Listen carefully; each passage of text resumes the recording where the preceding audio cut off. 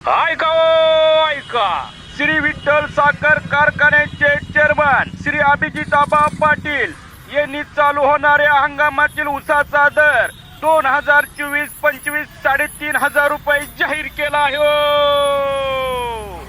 विठ्ठल योग्यच माणसाच्या हातात गेला आणि ह्याला म्हणते ती दर 2022-23 ला 2,500, 2023-24 ला 3,000 आणि आता डायरेक्ट 3,500.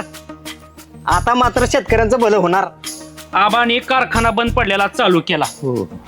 कारखाना चालू व्हायच्या अगोदर आबानं शब्द दिला होता 2,500 रुपये भाव मी देणार. जसा शब्द दिला तसा वागले ना.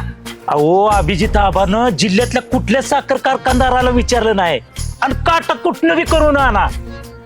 एकट्यानं दाराची खोंडी फोडली. आता शेतकऱ्याचं खरं भलं होणार. आपण बी सगळी आबांच्या मागे ठामपणे उभं राहायचं आणि परिवर्तन घडवायचं. होय होय होय.